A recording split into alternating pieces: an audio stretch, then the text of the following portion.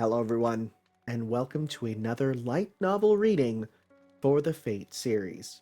So, when looking over the schedule of stuff that I was going to do, I was like, yeah, I'll just go kind of with whatever is next sequentially, and then I realized, oh, wait, there's like an event coming up that requires the knowledge of one of the Fate light novels. So I said, you know what, okay, guess we're going to be hopping ahead and reading one that I've kind of been pretty excited to read all this time. That being Fate Requiem. So I don't know anything about Fate Requiem, really. All I know is some of the servants that are in it, thanks to Grand Order. You know, some of them. And all that we have for this novel, as of the time of the event coming out, was the first volume. So we're going to be reading the first volume here, the first book of, I don't know, 2, 3? I don't know how even many there are supposed to be. Is it a long-going one? Is it finished at 2? I don't even know. But we're going to be reading at least the first one for context for the event in Grand Order coming up right away. So, without any further ado, see, we got it right there. That's the cover. And I'm excited. I'm pretty excited to get into this. So let me just look down, because we gotta. That's how we read a book, you know. And with that said, let's get going with Fate Requiem. So on the cover we have, let's pretend we don't know who this boy is in the middle. We got the girl on the right, who I'm pretty sure is the freelancer you get. The girl on the left is in a bikini. That's not effective. And the three in the back don't look familiar, although that does really look like Karen in the middle. It might not be. I think we actually start with some of those page spreads, though. So, yes, here we go. Her name is Aris. Is it Aris? Or Eric with an E? Eric? Erkhem? You know what? So here's the thing. This is why I have Google out too. So I'm going to open up Google. Go with Aris Fate. I need to know her pronunciation. Let's see here. Utsumi Arise. Or Aris. Aris. Okay, so it's Aris. God, I didn't read anything about her. Don't worry. But Aris. Okay. And, so this is the one that I'm excited for. Kijio Koyo. It's a gosh dang T-Rex. And of course it's Kareen. Not Karen. I've been told many times. Oh, wait, frick. If you're Kareen, well, I guess Kareen and Karen are different. Okay. And this is very low quality. Okay, so Koharu, yeah, okay. But then this made me freak the frick out. Galahad Altar. That's Mash's spirit. That's crazy. When I was just, when I first started this, and I'm like, I'm going to open this and just make sure that this is all, going to work right for recording. I saw the words Galahad Altar, and I went, oh my god, oh frick, oh god, oh man. That's very interesting. Okay, well. And here's the world. It looks like... I love this setting. Like, it looks like a fighting game stage. It looks like a Little Innsmouth from Skullgirls. That is very clearly literally a Sega arcade. That red building. That's rad. Even in the dark times, you can still go to the Sega arcade. Singing, dancing, T-Rex in the background. Don't know much about the stuff, and oh man, oh geez, did she get shanked? What's up with that? Guess we'll learn. Fate Requiem, Volume 1, The Boy Among the Stars, Master Post. Written by Meteo Hoshizora, illustrated by NOCO, translated by Brokestel, typeset by Void Sapphire. Thank you to them. Prologue. All right. Prologue. People have taken to calling me the Reaper. Only once have I ever been thanked for my work. This was awful. This had to be one of the worst nights of my life. My pursuers had grown in number once again. They were dividing at an incredible rate. Monsters who lived only to separate humans by component parts. No matter how many I cut down, I couldn't stem the tide. The effects of the body augmentations to my body had long faded. The fetish charms of which I'd prepared so many, into which I'd stockpiled so much mana, had been expended. Okay, so that doesn't mean that type of fetish. Those who don't know, look it up. It means something else. My heightened eyesight, my improved cardiopulmonary functions, and the rest of my body were now ragged and exhausted, barely at the level of an ordinary human. All I had left to rely on was my own flesh and blood, my own blood and guts. The body I'd somehow managed to keep intact for these 14 years.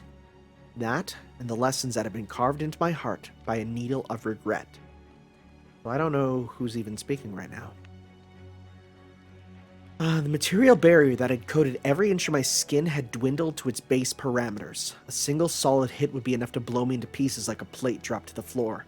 But I had a strange premonition that all this was only a prelude to what was waiting for me, to what would really make this the worst night of my life. I sprinted through alleyways drenched in muddy water, covered in unreclaimed garbage. Once, worshippers would take this road to reach Kanda's shrine.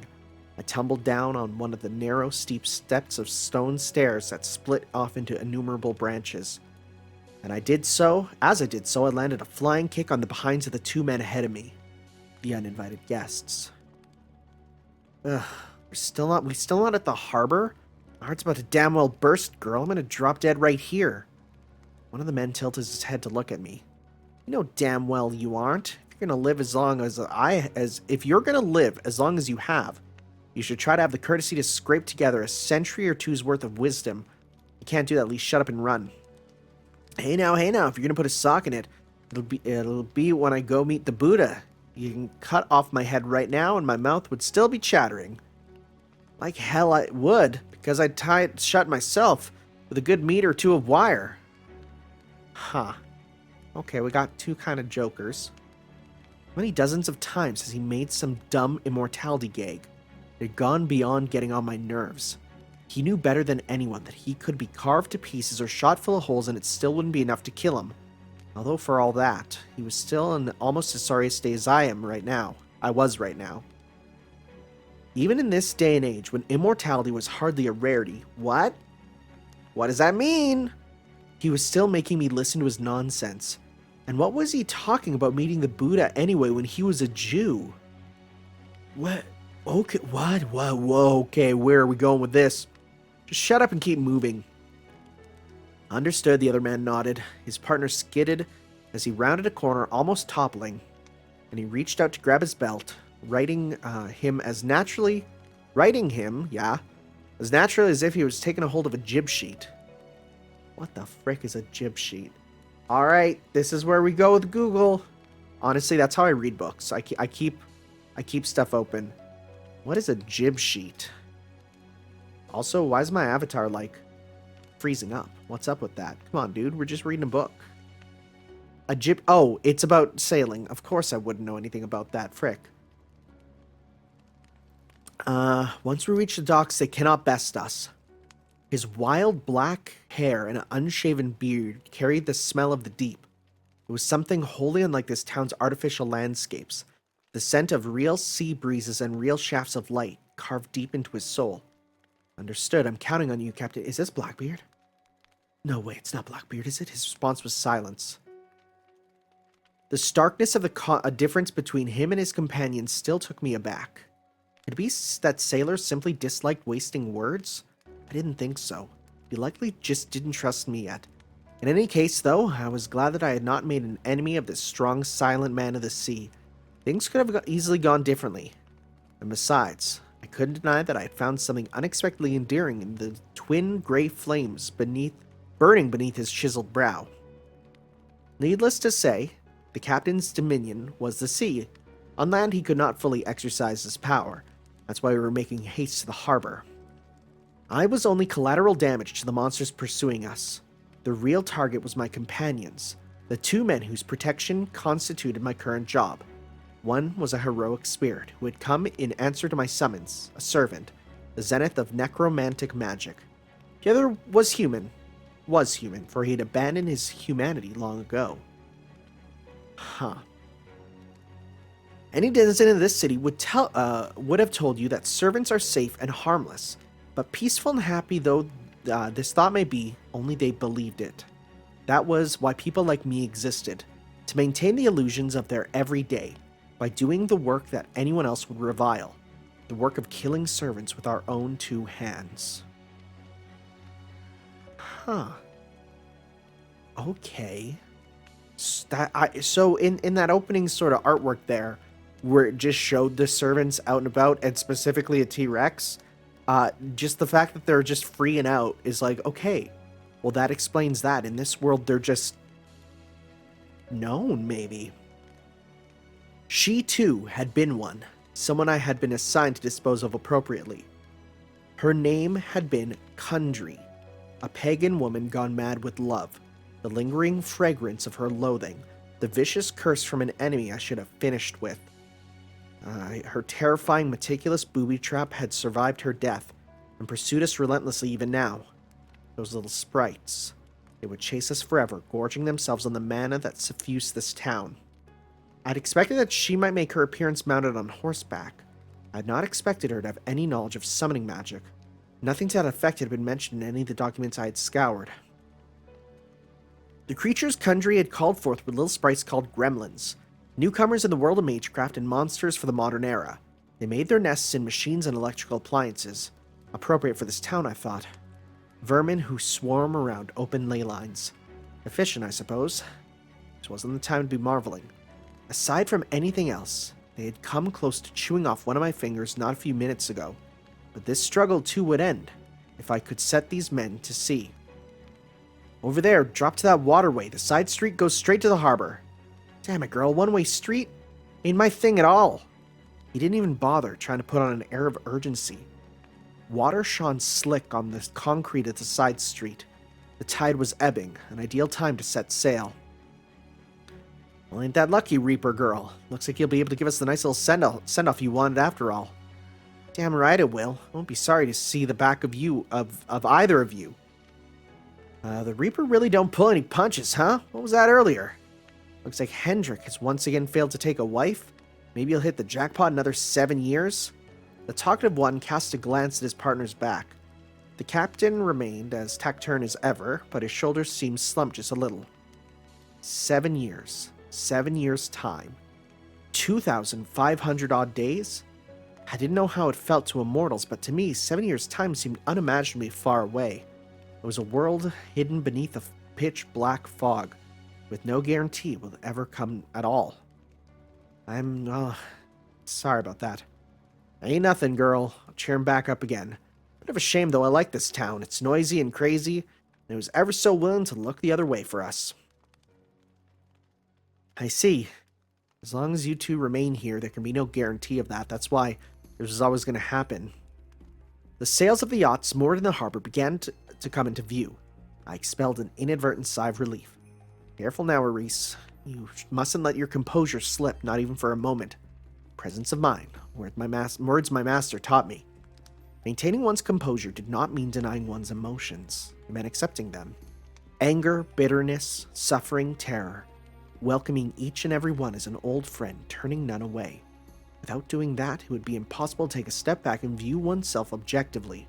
More than a few times, that principle had saved my life. We arrived at the wharf, and we were lucky enough to find ourselves an unsecured vessel. It was only a small boat, rowed by hand, and cramped enough that even just the 2 men climbing in would be enough to fill it. Are you absolutely sure you don't need anything bigger? This will serve just fine, the captain said. He procured 2 oars from one of the other yachts. By no means did it look like sufficient preparation for setting sail to the open sea, but whatever the case, I was grateful that they at least hadn't wasted any time indulging in sentimentality. I checked the boat meticulously for traps, before turning my attention to keeping watch on the surrounding area for our pursuers. It was midnight on the Kanda River, and the reflections of neon lights drifted lazily across the water's tranquil surface. The harbor was deserted, and the river was devoid of the silhouettes of waterborne buses. At least there was no need to worry about any civilians getting caught up in this. Looks like this is goodbye, huh? My dear little Reaper girl. I had already climbed into the boat. The talkative one began to gather up the mooring rope that I had carelessly tossed from where I watched out on the jetty. You know, I wouldn't have minded killing you if it meant I could bum around this town just a little longer. I know, you're leaving because the captain wishes it. You don't have any concern for me, you're just respecting his desires. That's right, isn't it? Ahasuerus. You're the oldest man alive. The man who's lived even longer than Noah or Methuselah. Those are two biblical references. Okay. Is he a biblical reference? It sounds like it. Oh, frick, am I gonna have to do this too? Alright, let's see here. So, Ahasuerus. Ahasuerus. Who is Ahasuerus? Given to the name of the king, the husband of Esther in the book of Esther. Is a name applied in the Hebrew Bible to 3 rulers and a Babylonian official in the book of Tobit. Oh god, I know nothing about the world of Jewish things. The Wandering Jew. I saw that. Okay, I saw that thereafter, actually. Okay, well, we'll give that a read. We'll give that a read in a sec. But first, let's keep reading, because let's see here. He shook his head from side to side, laughing uproariously. Next to him, the captain struck one of the wooden pillars of the jetty, changing the boat's direction. Still refraining from joining the conversation, he took the oars in both hands and began to row with powerful strokes. You overestimate me, girl. You're well aware, ain't ya? And I'm not the only poor bastard who turned his back on the Lord and wound up unable to die because of it. Even nowadays, the world's full of monsters. What about you, born in this mosaic city in this new world? Can you be really sure you're human? Oh god, what's going on with everything in this world? What do you say to that?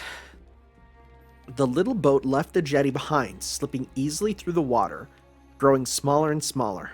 It was all I could do to hide my humiliation beneath a calm exterior and offer him a parting gift. Ahasuerus, I have no idea how to pronounce this. Ahasuerus, the wandering Jew of legend. I pray that someday you find your peace. Yeah, I don't see any explanation. Yeah, tell me a bit about this wandering Jew. The mythical immortal land whose legend began to spread in the 13th century. In the original legend, a Jew who taunted Jesus on the way to crucifixion and was cursed to walk the earth until the second coming. Huh.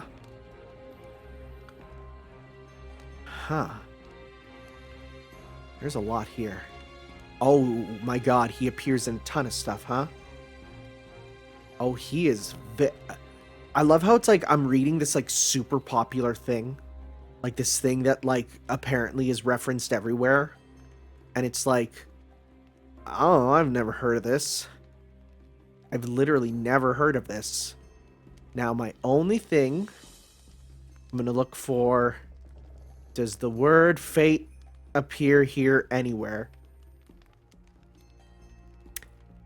Oh my god, apparently he's in Witchblade and the Ancient Magus's Bride. Wow, okay. Huh. Neat. Well, that's research for later then. Not now. The Immortal was now sprawled lazily in the bottom of the rowboat, waving back at me impudently. I wish I had more time to speak to him. I want to learn about the way you live. He was sneering at me now, the same cruel smile. I felt sure that he had once turned upon someone else long ago. Oh, well, we know what that is now. Oh, wake up, girl. There ain't a single place of rest in this whole damn world. Ain't nothing but an inferno as far as the eye can see. God damn, I ain't got no mind to thank you, especially not after everything you did to cut our stay short, but I hate naivety more than a third helping of bagels. How about one last bit of wisdom from an old man?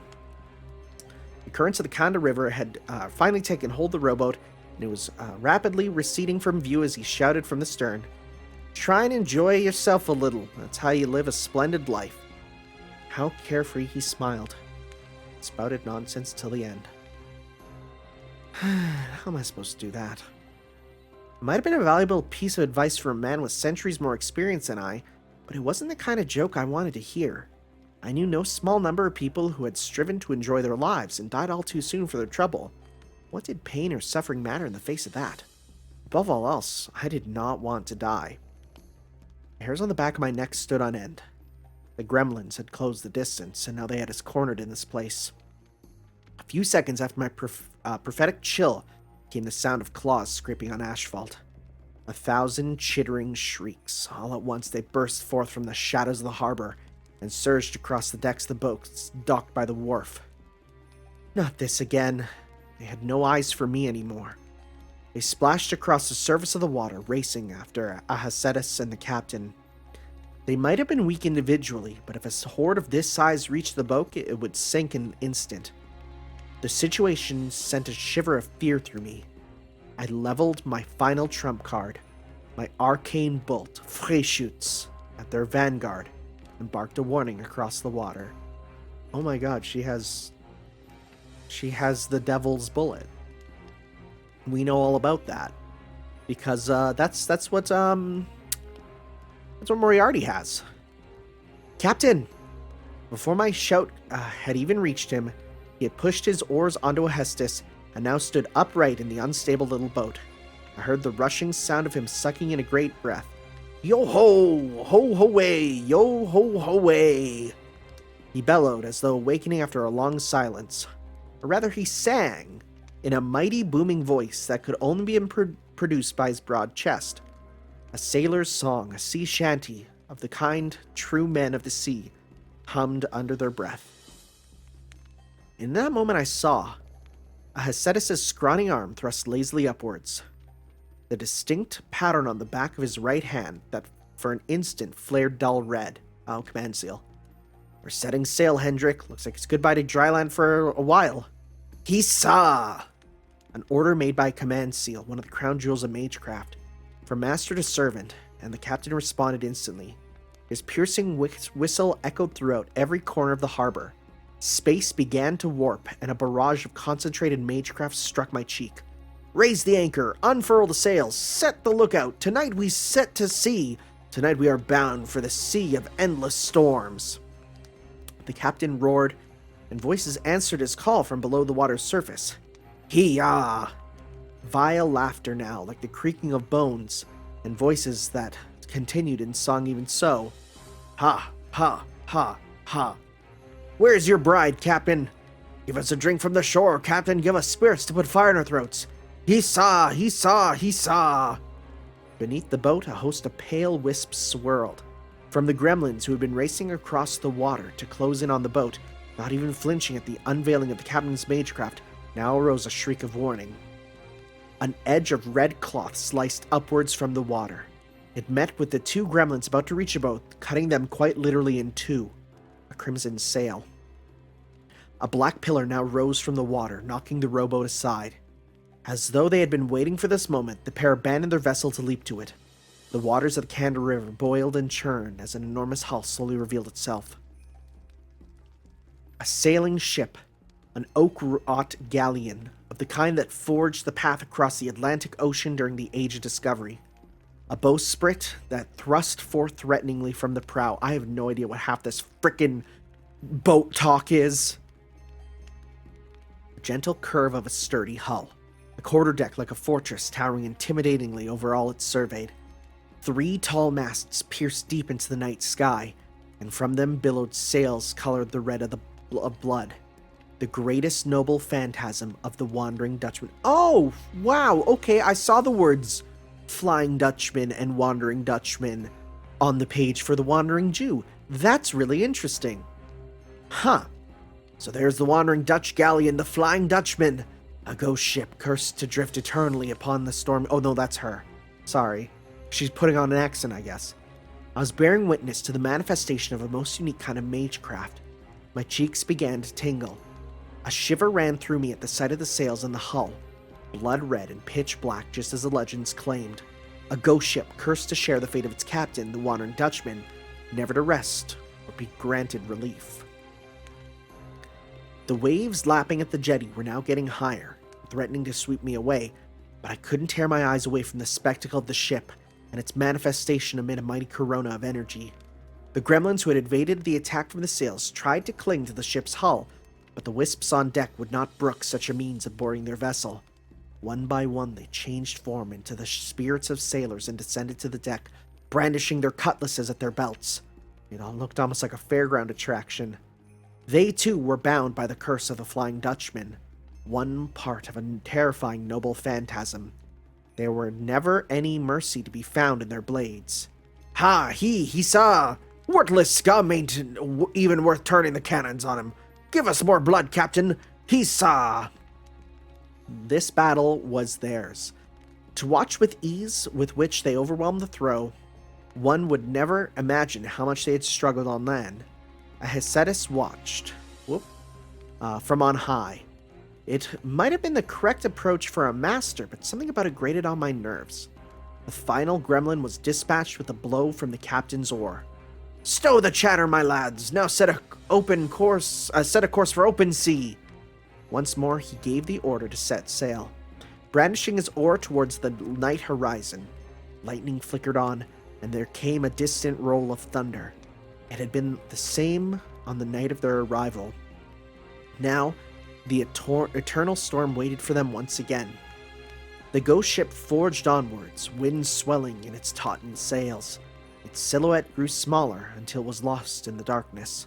All that remained on the deserted shoreline was the mournful echo of the pale spirit's song. "Dalai nicht ejeket. Dalai nicht ejeket." I hummed it to myself. I had heard or seen that phrase somewhere before in the classroom library. "Dalis nicht ejeket." The devil's curse lies upon these sails. They shall not tear till judgment day. I could no longer see the figure of the captain. All that remained was a single, slender silhouette, reclining against the railing of the poop deck, never waving, simply staring back at the town's lights until it faded into the distance. The storm passed, and the silence returned to the harbor. I sighed in exhaustion. Now that they had set sail, I could barely move. I was overcome by exhaustion, of course, to some degree. More than anything else, I wanted to cast my mind back over these past few days, over the ways in which these two men had unapologetically pulled my heart to and fro, and commit them firmly to memory. I let out another sigh, and then touched my fingertip to one of my forelocks. My magic circuits, set to refuse communications, once more returned open, and as if on schedule, a message came in. "Sorry, you can use your magic circuits for cell phones? Oh my god." The familiarity of the voice immediately put me at ease. "I presume your assignment has been completed?" "Mm-hmm. My master and I always contacted each other this way. Delicate vibrations were transmitted into my inner ear, and I perceived them as her voice. This was a form of communication with no need for electromagnetic waves, being derived from automatic transcription magecraft. The average citizen has no need for it, but this was one of our little tricks. This assignment's targets: the Wandering Jew, the immortal Ahesestus, I'm going to keep saying his name differently every time, and his servant, the Wandering Dutchman, Captain Hendrik van der Decken. I've heard that name before. Have been successfully escorted from the Akihabara ward of Mosaic City. Oh, yo, shoot, wait, we're in Akihabara? Sick. Sick. If so, then it should be 7 years at the earliest before we see them again? I think so. Can't speak for anyone else, but it should be that way for them, at least. Cestus didn't appear to have contracted with any servant other than Hendrik. The captain's ghost ship was an oddity among oddities. Even among the various wards of Mosaic City, Akihabara, also known as Maritime City, was, as its name implied, in notably close contact with the ocean. However, its topography did not make it defenseless. If anything, it was the reverse. It was protected by a stronger barrier than the other wards, and the Grail would not permit an act so barbaric as breaching the barrier and forcibly making port. There's a lot that it's just slowly revealing. However, a powerful curse lay on the captain and his crew. They were forbidden from making landfall more than once every 7 years, and by the same token, once every 7 years they could make port wherever they wished. If they had come to Akihabara with more aggressive intent, it would have been virtually beyond me to stand against them. Understood. I could tell from her breathing that she was satisfied. Now, her confirmation checklist moved on to the crux of the matter. And what about Kundry? I bit back the response that immediately rose to my throat and paused for a moment, steadying my breathing. Dead. I confirmed the destruction of her saint graph myself. Okay, so Kundry is a saint. I've never heard of her. Okay. What the... I couldn't tell if that was a name of someone or something else. So, what is Kundry? Kundry, the High Messenger of the Grail. Parasfal. Kundry Fate. No, I don't want Fate. Kundry. I don't know. I don't want to see Fate stuff.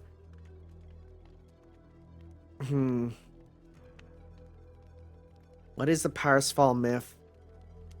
Parasfal myth tells the story of a naive boy kept isolated from the world by his mother, didn't want to become a knight. Okay. Oh god, I have no idea what this is. Wagner's last music drama Okay, this seems like the thing that we want. Oh god, it's all musical based. Richard Wagner's Kundry. This Kundry. What the... Okay, a wild woman, unkept, shabby, and repulsive crone. On the side of the mountains, however, in the magic garden, the sorcerer Kelsey. Oh god. Oh god, this is too much.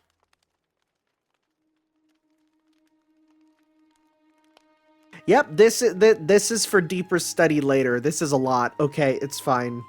People will be like, oh, it's just this. Perfect, sounds good. She's dead anyway, so it doesn't seem to matter. I confirmed the destruction of her saint graph myself. A brutal matter to discuss openly on the street. I once more cast a quick glance around the midnight harbor, but it remained unchanged, deserted as ever. But I think there's a chance that some of her enchantments might still be remaining somewhere. I'll investigate again soon. Oh, so you're telling me that an autonomous type servant's enchantments still remain, even after the servant themselves had disappeared? That's right, and I've suffered for it too. What a unique case. This whole situation has turned out to be rather troublesome. I can lend my aid as far as scan of the city for unauthorized ley line access goes, but I don't think it'll show up in a scan. I don't know how, but she's managed to conceal it. I see. In that case, it seems I need you more than ever. Perhaps so. My master responded me with a deliberate silence, and I followed suit. I got the distinct sensation that we were... Whoop, I forgot to put the thing back. I got the unique, distinct sensation that we're feeling each other out. We've been talking face to face. I somehow felt certain that she would have seen right through my nervousness. It was of course possible to equip a communication circuit with video functionality. In fact, it was possible to send direct input from all 5 senses, but I dislike being so open about my work, and in the first place, I didn't even have the mana remaining right now. Anyway, it seemed that she accepted my report for the moment. Understood. You can tell me about the details in person later. I don't mind coming by tomorrow if you want. I'll be coming to class anyway. I see. In that case, I'll hear what you have to say then. Alright. Your hard work is appreciated as always. Good night, Aris. Thanks. My master was unfailingly polite and courteous. Odd as it may have been to wish someone who had never known a true night's sleep a good night, but it did not bother me. I was just on the cusp of a suitably witty retort when I was interrupted again. Oh, that's right. I ought to have mentioned Aris. Huh? Kareen was terribly angry earlier. Kareen? It couldn't have been more than half an hour ago. She was rather fierce about it. She was complaining that you were ignoring all of her texts and wondering if there was something wrong with the network. I had to explain to her that you were engaged with her work and were likely blocking all communications. Right. Sorry about that. As am I. As am I? Blocking communications had been the correct call. My master had nothing to apologize for, did she? That Kareen. I left the jetty from which I had watched the Flying Dutchman's departure. A forest of white sails passed by me as I cut across the harbor and set out on the road home. Something so distracting as idle chatter with Kareen while I was working would have been fatal. I would have been hanged before I would be hanged before I would allow my concentration to be so disrupted in a battle with my life on the line. But in the end, I'd still been careless. I had been elated, buoying up on the success of a job well done. To the edge of the wharf, into a break in the yacht harbor, past rows upon rows of warehouses, at the top of the stairs that led to a overhead roadway, she was there. The tail of her habit fluttering in the sea breeze. Once hidden beneath her veil, her hair now danced proud and wild. Pray tell me, how do you feel in this moment? She asked me with painstaking courtesy, her voice dripping with merciless contempt. Boor that you are to steal away my love and think to strike me down. And in the end you did not even finish me but left me by the roadside. For indeed you had every chance to kill me, but in your arrogance you pitied me instead. I can only imagine the self-satisfaction you feel. Kundry, the pagan. Her hair was ebony, her skin was walnut. The lids of her rich dark eyes were lowered as though she were half asleep, powerfully awakening magic residing within her captive lips. Her face proudly showed her Mediterranean heritage, and it was near flawless in its beauty, or so it seemed to me at least, provided I could pinch my nose to the stench of the machinations writhing in her guts. Her clothing was stitched with horsehair, said to be worn by those who wished for atonement, and it had been torn and ragged in our battle. Here and there, her skin now lay unashamedly bare to the world. At our first encounter, I had thought her a virtuous woman of the cloth, but the scandalous costume she wore now would have drawn stares even on the night of Halloween. Although, what was more, the one who damaged her so beyond repair had been me. You. I believe you named yourself Aris? Nay, I misspeak. The Reaper was your name, was it not? Kundry, I whispered. She was a woman beyond my help. I had used a trap I had laid to deprive her of her mount before engaging her in a vicious melee and damaging her heavily, or so I had thought. But it seemed that she hadn't been as immobilized as I had believed. I'd have to revise my assessment of the rider class's base stats. I called out to her in as simple terms as possible, trying to make her understand. Are you listening to me, Kundry? I'm repeating myself here. I don't know how many times this makes it, but all I ever did was encourage Ahesh and the captain to prioritize evacuating the city. I did not steal your lover. She remained silent for a long moment. Her eyes stared down at me, boring into me, not moving a millimeter. I was fully aware that she was not an opponent I could negotiate with, but more than anything else in my current situation, I wanted time to observe her. There was something more here. Something that lay behind how she had maintained control over so many gremlins even after losing consciousness, behind the ease with which she appeared before me now. I wanted to know it. I knew I was outmatched. Should I request aid from my master through my magic circuits? Unthinkable. That was my whirlwind to reap. But even so, I couldn't see my decision to spare Kundry the finishing blow was a mistake. There was no doubt that leaving her unchecked would have been catastrophic for this town, but only if Ahasuerus and the captain had stayed. At the end of the day, Kundry too was an outsider, and she only appeared here in their pursuit. I'll tell you once more, Kundry, leave this town. Your wounds are too deep to heal if you don't. You'll be destroyed, and I'm sure you don't want that. I too repeat myself, return my love. My love?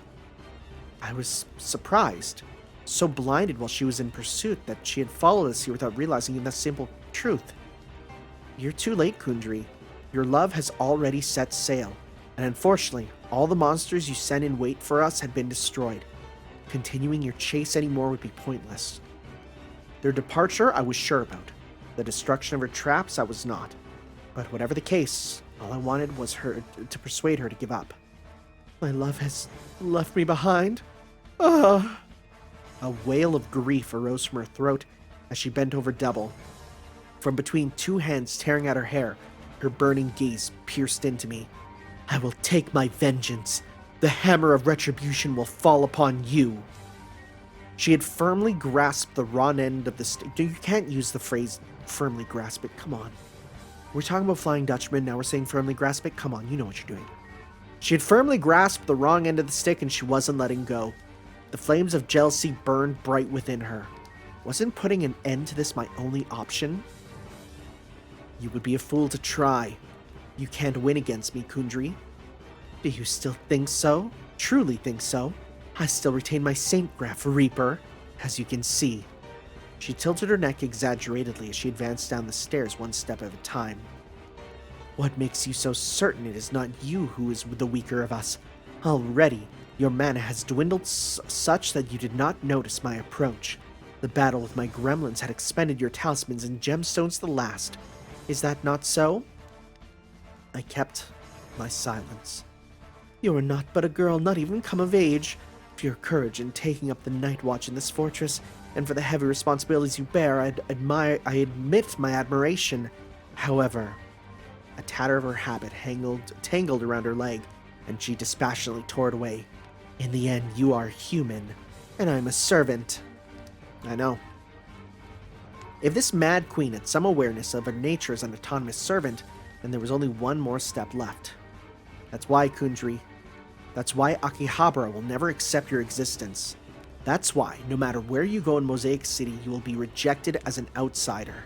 I installed a classification tag into your Saint Graph. Your supply of mana from the town in order to sustain yourself will be closed to you. Not only that, just by existing in this place, the tag will pollute your Saint Graph, poisoning you from the inside out. There was hardly any need for me to give her the warning. Just trying to absorb mana through the act of breathing should already be racking her body with pain. But she seemed to be interpreting it instead as the agony of parting, as suffering that proved her bond with her beloved. Kundry furrowed her eyebrows resentfully. She shouldn't have been able to manage more than standing still while still maintaining her corporeal form, and conversely, my strength was recovering by the second. My talismans and gemstones might have protected me, but that wasn't their true purpose. Know that whatever nonsense you're speaking, it does not sway my heart. I know it wouldn't. I suppose it wouldn't. Kundry, you learned that this place would become a battlefield and use Akihabara for your own ends. But you must have neglected to thoroughly investigate the Reaper who lurks in the shadows of this town. The moment you learn the reason I bear this name will be the moment in which you are destroyed. But even so, I do not want you to disappear here, Kundry.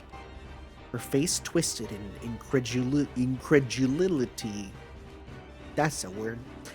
You are a servant, a being summoned by some unknown party, a magus of high rank most likely, a wandering fragment of myth filled with a thaumaturgical perpetual motion machine of the second kind. Sorry, they have a perpetual motion? What? I mean, thaumaturgical, but, oh, okay. If left alone, you will eventually fall to sustaining yourself with the life energy of the common people. You are a clear threat to the city. It would be such a waste. There was nothing short of a miracle, I thought, that a servant had fallen in love with another servant.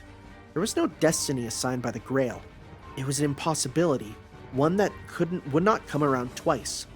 Kundry's lover had been the Holy Knight of the Swan, someone all too different from the wild captain of the Flying Dutchman.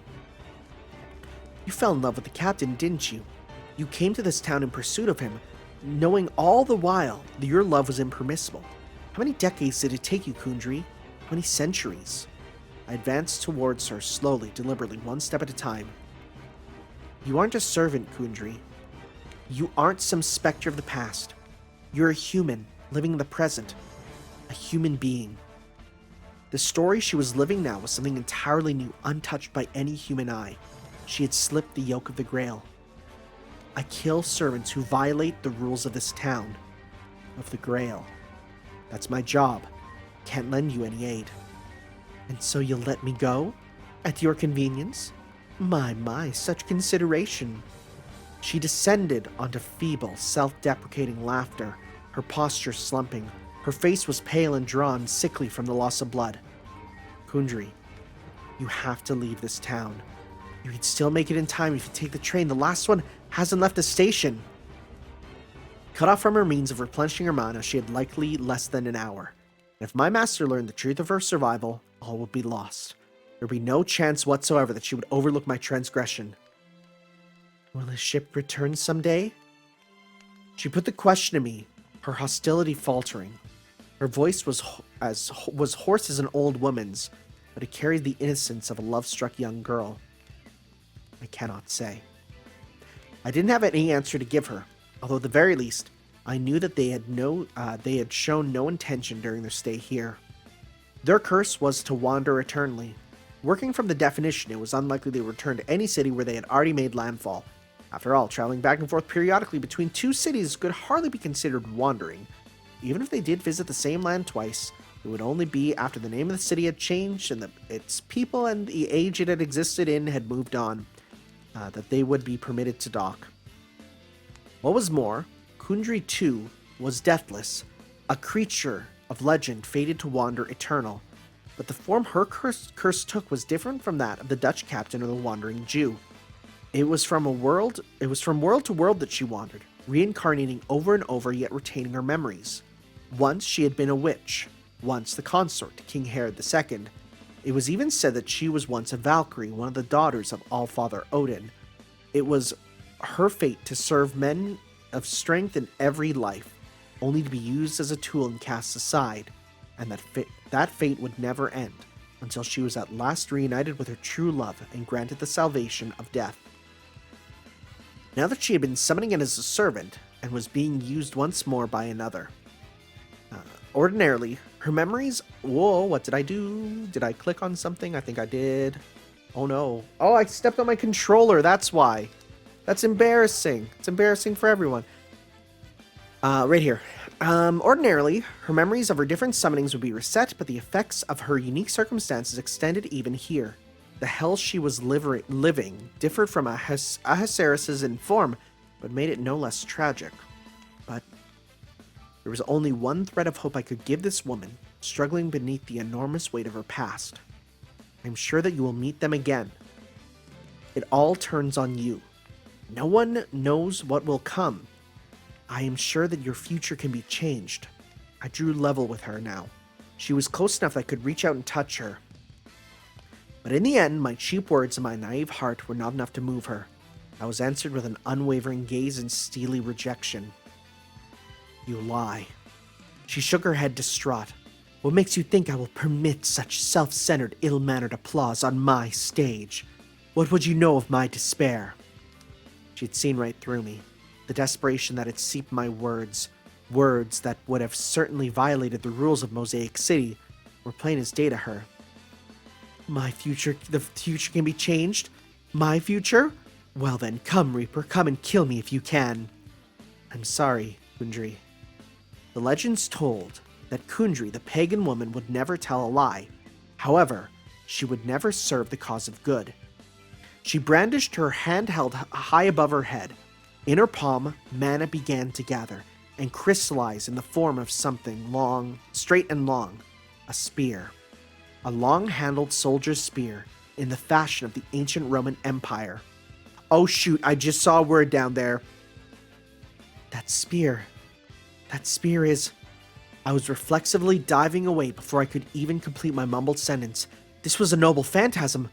The Holy Spear, Longinus. Oh my god, here we go. Oh my god, we got Longinus. Oh, this is rad. Once more, I had been careless. Her noble phantasm had been neither her mouth nor her lips of awakening. It did not even cross my mind that she might possess this spear, both blessed and cursed. With the spear held aloft, the mad queen arched her body backwards like a whip, never once taking her eyes from my fleeing figure, and threw. The attack closed in on me faster than the speed of sound. I activated a single action incantation. All I could manage was to instantaneously fire a sure-hit arcane bullet into the spear's path, deflecting it a little from its arc straight to my heart. The blow skewered me deep, sending me flying sideways out across the harbor and bouncing across the surface of the Kanda River. The spray from the impact splashed high, reflecting the neon illumination from the town like tacky fairy lights. Porca miseria. The last effort I could mutter went into that curse, and then I sank towards the riverbed. I saw a dream. A dream of a tiny pain. When I lost my parents, I was placed in the care of my grandmother, who was my only living relative. She lived in an old-fashioned wooden house on the outskirts of Shinjuku. As a child, I never showed my emotions outwardly and did very little to endear me to my grandmother, who must have struggled to know what to do with me. One afternoon, she laid out newspaper in the corner of our narrow garden and cut my hair. I sat in the chair, letting her do as she wished. I was not yet old enough for my feet to touch the ground. My grandmother's hands were far from deft, rather. The tooth tip of the pair of thinning scissors she was using brushed against the top of my left ear, and the cool metal on my skin, and with a snip, cut it along with my hair. Oh my god. She cut your ear too? Dang. It hurts, of course, but I let nothing show it. I simply accepted it for what it was. In the end, my grandmother realized her carelessness and her mistake only when she noticed a thin rivulet of blood trickling down my neck as she was finishing her work. She stared at me, lost for words, with an expression so deeply grieving that the world might as well have ended. For a long time after that, she was silent. She treated my wound, and then she spoke. If it hurts, Aris, you have to tell me it hurts. I nodded mechanically. She managed a feeble smile, even though she still looked like she was about to cry. I still have the scar from that day on my ear. A scar like the mark left on a train ticket by a ticket punch. Oh, it was just a stab? Brushed along the top and with... Okay. Looks like a train ticket. Okay. So it didn't snip... I read it as it snipped off like the entire top of the ear. I awakened from my momentary dream. A heavy cold pain lanced through my abdomen. The moment I became aware of the irregularity, a burning numbness spread throughout my body. It had been a magnificent blow, although I should have expected much from the spear work of Valhalla. Wait, what? Longinus in Valhalla? What? Okay. What? Oh, okay, what? Huh? What? I'm confused, but that's okay. Fate's rad. I knew this was real, that I was submerged, sinking to the bottom of the Kanda River, and yet it felt strangely like a dream. Perhaps I was numbing my own senses in order to spare myself unnecessary suffering. I was running my recovery systems at full power, but they still couldn't keep pace.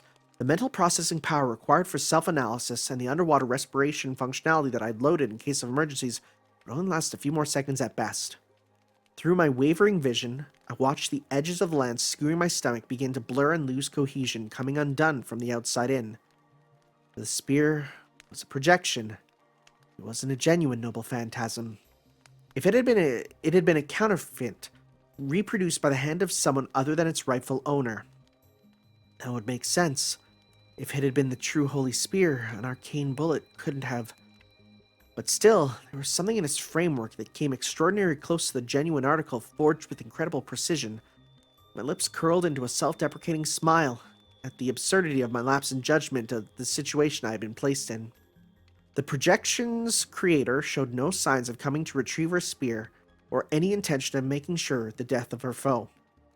She must have found the satisfaction she sought, believing her vengeance complete. Now she no longer had any reason to remain in this town.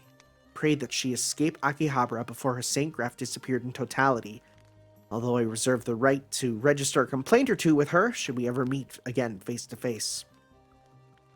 I had lost all sense of up or down, but it seemed I must have been sinking face up. The colors of reflected neon coalesced before my eyes on the water's surface, spreading out in front of me like a sky filled with stars. It's so beautiful. My vision began to dim, and the spectacle before me felt as though it was receding into the distance. The darkness drew me silently under. My life had slipped out from between my lips, in little bubbles that rose into the sky. And then, I met with my fate. First to come was the music. A lone piano, a woodwind ensemble, a vocal chorus, even somewhere, the whimsical tones of an electric guitar. Melodies played by a multitude of instruments faded in and then out again, one after another. It wasn't a real orchestra. It was unmistakably being played back, and its recording quality was hardly the best at that. It had been extremely low fidelity, even if I hadn't been underwater. And then, suddenly I noticed that between where my eyes' drifting focuses met, a tiny pale blue light was flitting back and forth, as though frolicking among the bubbles rising through the water. It swam gleeful and free. What is that? Next to enter my ears came the words, although they were in languages unknown to me, but all of them were short like words of greeting. Some of them even seemed as though I had heard them before somewhere. My consciousness dimmed once more, and I blinked long and slow. And then there he was, a child of gold. A young boy floated before me, phosphorence dancing across his golden hair. His form was all too unreal, but somehow it seemed reassuringly familiar to me. A servant? I could have easily told myself it was an illusion shown to me by my dimming consciousness, a hallucination brought forth by my oxygen-starved brain as its suffering reached saturation point, but still, somehow, with an inexplicable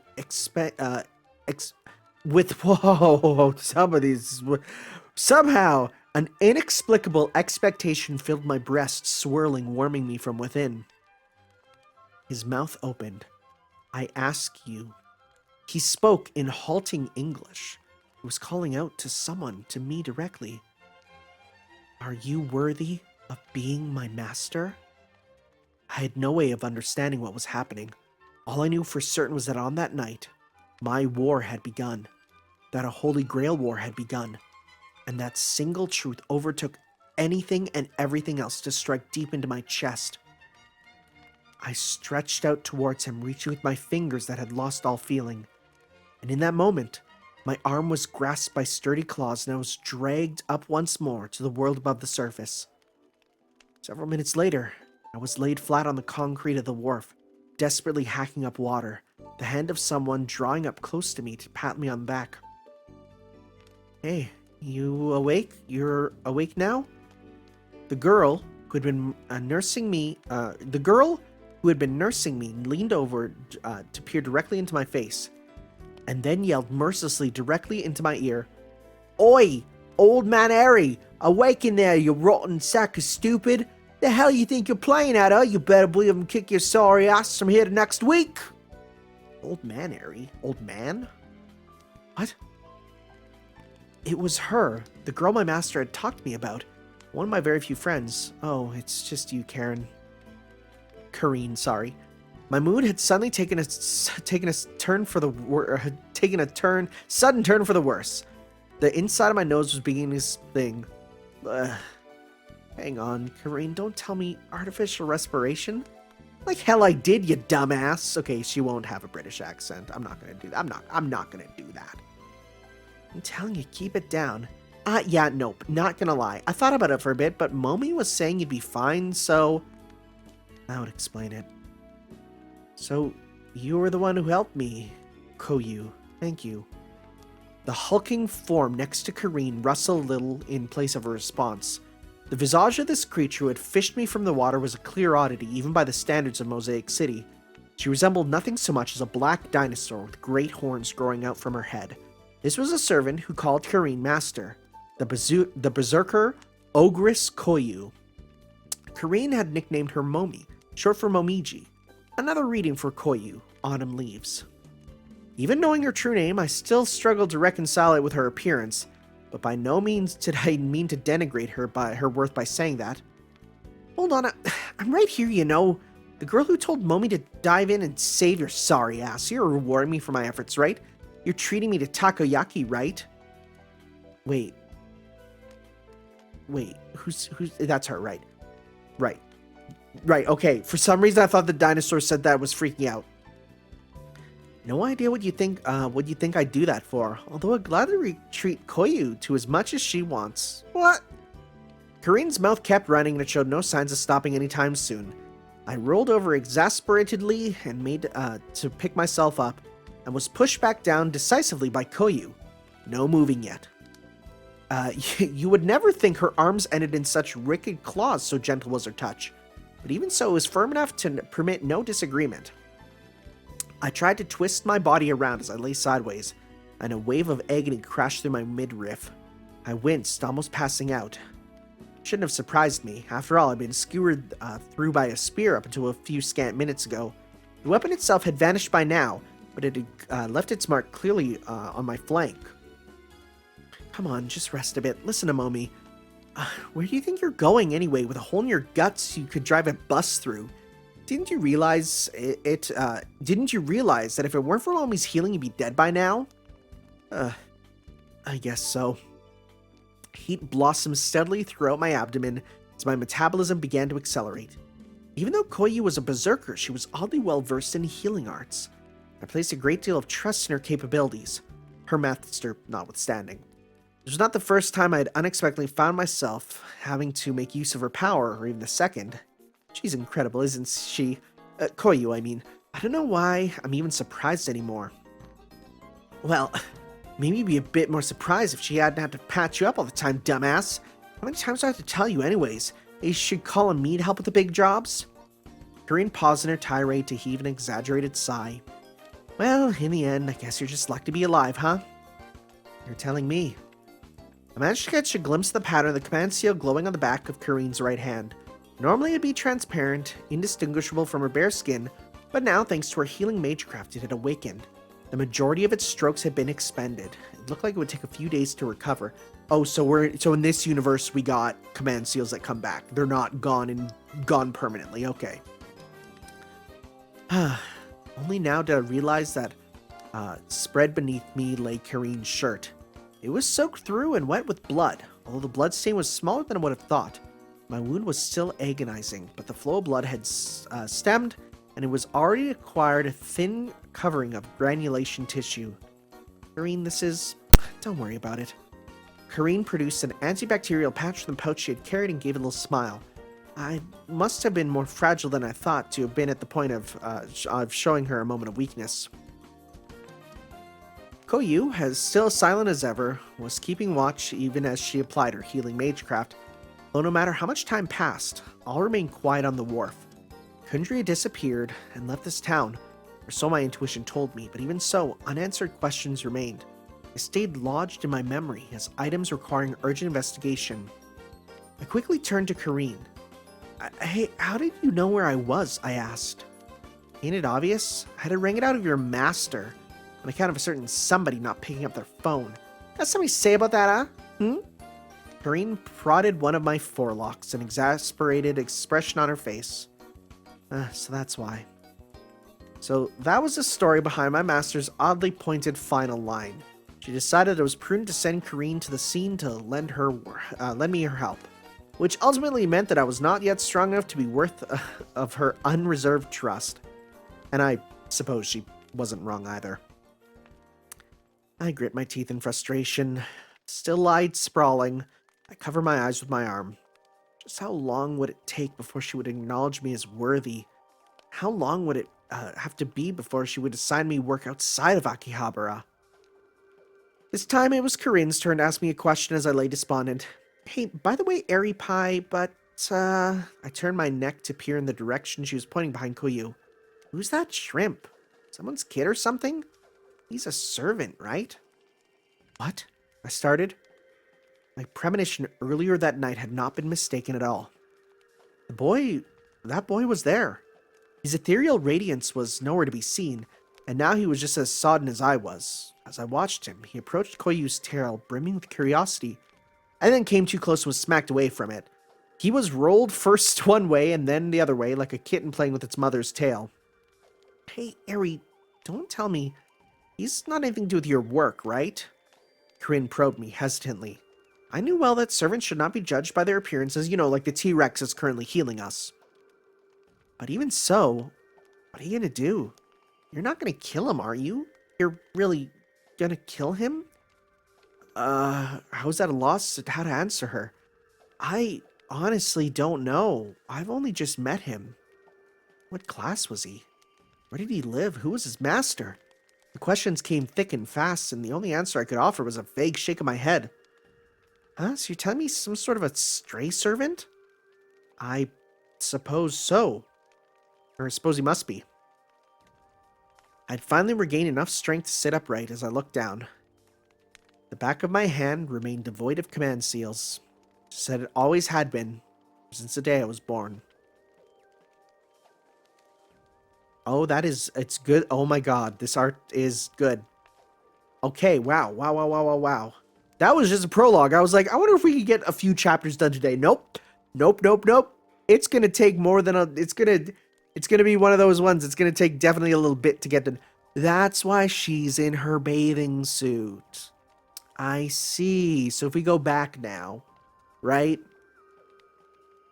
So I'm guessing that's the master in the middle. she's in the bathing suit for that reason. Do we know? I guess she does have pretty, like, long hands, so that's not too bad.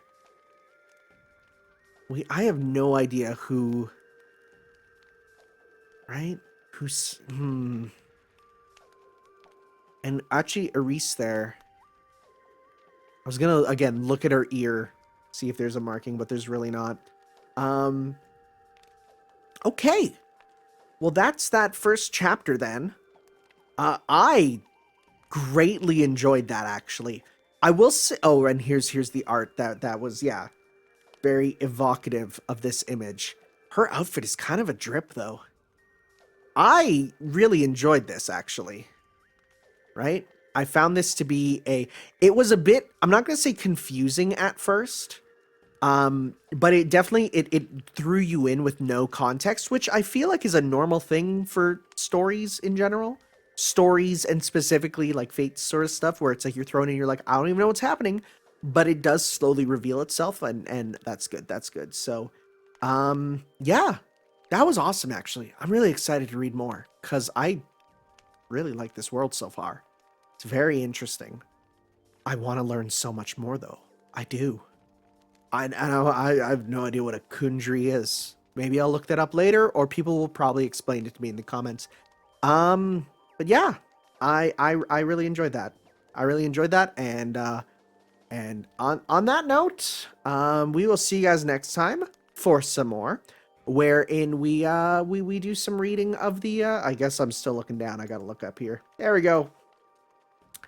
I will be continuing this on, and we'll read some more next time. So, hopefully you'll join me for this journey if you're like, oh god, that was unbearable. So much reading for what? But it's like, I don't know. I'm definitely at the point where I'm enjoying going back to reading novels, and this is definitely helping, right? But yeah, thank you guys for watching, and we'll see you next time for some more Let's Read Fate Requiem. Ciao, guys. You can